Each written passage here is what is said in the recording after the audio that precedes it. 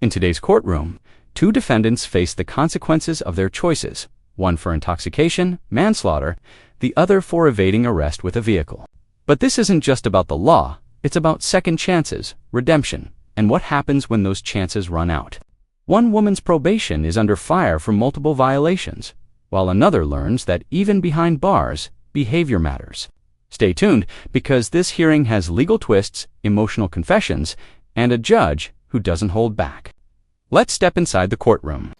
Good morning, ma'am. Are you Amanda Arendt? And will your client waive the formal reading of the motion? She will, Judge. Give me just a second. Hold up. All right, so this is 15-23083, and Ms. Arendt was placed on probation July 31st of 2017 for the offense of intoxication manslaughter. At the time, that was a 10-year deferred probation, and we have spoken off the record, Mr. Parker and Ms. Malfino and I, realizing that that was obviously an error that took place. And Ms. Arendt, I know Mr. Parker has gone over that with you as well. Is that correct? And so with everyone's permission, it's my understanding that everyone agrees that I go back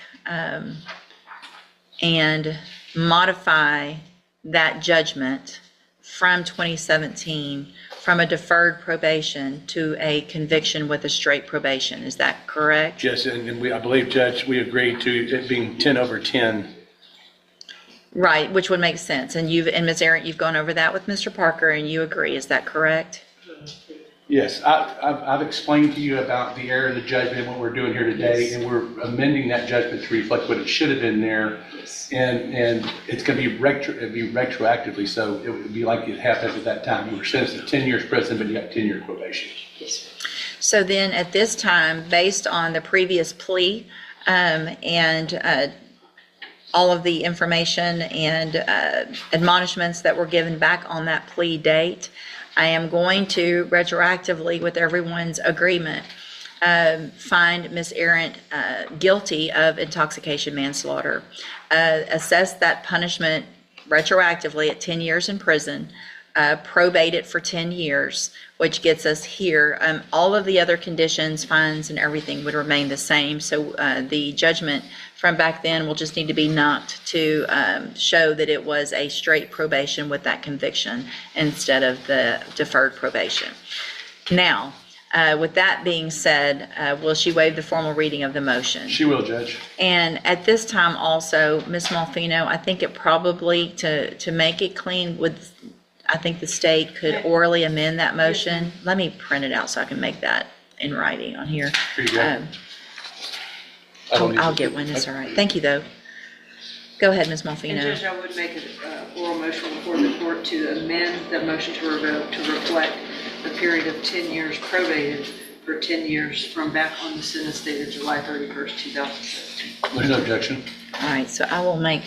Okay, let's unpack what just happened. The court is correcting a clerical error from 2017, converting what was mistakenly filed as a deferred probation into a straight conviction with probation. That's a big deal. A deferred sentence can disappear from your record if you complete probation, but a conviction stays for life. And now Amanda's probation violations mean the court has the authority to revoke her freedom. Notice how calmly she admits to every violation. No excuses, no argument.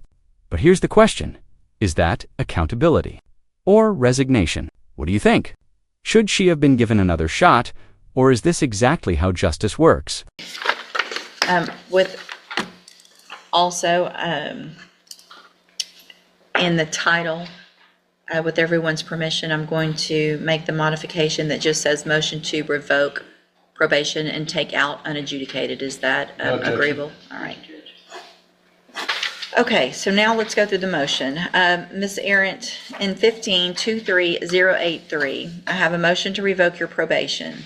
Shows that you were placed on probation July 31st, 2017 for the offense of intoxication manslaughter. Shows now that that was a 10-year sentence in prison that was probated for 10 years. And it alleges that you violated your probation. Count 1 alleges that you failed to report as directed to the probation department in Harris County, June 9th of 2021. Is that true or not true? This is true. Count 2 alleges that you failed to report to Jefferson County by mail March, May, and June of 2021. Is that true or not true? This is true. Count 3 alleges that you failed to work faithfully at suitable employment and provide verification of that. Is that true or not true? Count 4 alleges that you failed to immediately report to the probation officer your change of address. Is that true or not true? This is true. Count 5 alleges that you failed to immediately report to your probation officer your change of employment. Is that true or not true? This is true. And then count 6 alleges that you are behind in your court-assessed fees. This is true. Did you enter your pleas of true to counts 1 through 6 freely and voluntarily? Yes, ma'am. And did you plead true to those counts because they're actually true? Yes, ma'am. I have here on the tablet some documents that have your signature on them that the state has marked as Exhibit Number 1. Before you signed these, did you go over them with Mr. Parker? Yes, ma'am. Do you fully understand them? Yes, ma'am. And do you understand, if I follow the agreement that you made with the district attorney, that you will be waiving or giving up any right to appeal? Yes, ma'am. State tenders number 1. No objection? It's admitted. Any evidence that Ms. Aaron's not competent? No, Your Honor. Right, ma'am, I'm going to find that you entered your pleas of true to counts 1 through 6 freely and voluntarily. Find those counts true, find sufficient evidence to revoke your probation, and at this time revoke your probation, reassess your punishment in accordance with your agreement for a term of 8 years in the institutional division of the Texas Department of Corrections. You will receive credit on that sentence for any time that you've been in custody that the law gives you the right to receive. The state is asking that I make an affirmative finding of a deadly weapon. State's Exhibit Number 2 that's been admitted is the probable cause affidavit that shows the underlying offense. Mr. Parker, any objection or comments with regard to that?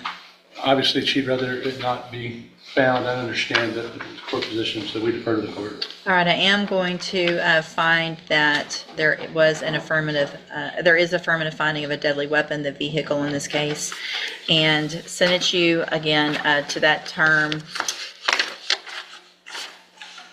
I am going to hand you the trial court certification that shows this was an agreement that I followed, and so you've waived your right to appeal. I will also hand you a written admonishment regarding your ineligibility to possess a firearm or ammunition. Because of the judgment entered against you, you're ineligible under Texas law to possess a firearm or ammunition.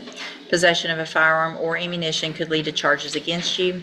Firearm is a legal term, and you should read the written admonishment I provide you to see what devices qualify as a firearm. If you have questions about the laws that make you ineligible to possess a firearm or ammunition, or about how long that lasts, you can talk with Mr. Parker. Good luck to you, ma'am. You can go back with the bailiff. As the judge moves from Amanda's sentencing to Miss Allen's case, we see a shift from a woman who quietly accepts her punishment to one whose attitude behind bars may have sealed her fate. Allen S. Charge: evading arrest with a vehicle. Her violation: fighting another inmate. The irony: she's being punished for the same impulsive behavior that likely got her here in the first place. This is where the human element of law hits hardest. Judges can grant leniency, but they can't ignore patterns. If you were in this judge's seat, could you show mercy to someone who keeps breaking your trust? Ms. Allen, in cause number 23, DCCR 0639, I have a motion to revoke your unadjudicated probation. Shows that you were placed on probation October 23rd of 2023 for the offense of evading arrest or detention with the use of a vehicle, third-degree felony, and that was an 8-year deferred probation. Is that correct? Yes, ma'am. Count 1 alleges that you failed to conduct yourself in a courteous and professional manner at all times, especially when interacting with court officers, staff, probation officers, law enforcement officers, and attorneys, in that you were involved in a physical altercation with fellow inmates September 12th of 2025. Is that true or not true? True. Did you enter your plea of true freely and voluntarily? Yes, ma'am. And did you plead true to count 1 because it's actually true? Yes, ma'am. I have here on the tablet some documents that have your signature on them that the state has marked as Exhibit Number 1. Before you signed these, did you go over them with Mr. Parker? Yes, ma'am. Do you fully understand them? Yes, ma'am. And do you understand, if I follow this agreement, that you will be waiving or giving up any right to appeal? Yes, ma'am. Do you also, state tenders number one? No objection. It's admitted. Any evidence that Ms. Allen's not competent? No, Your Honor.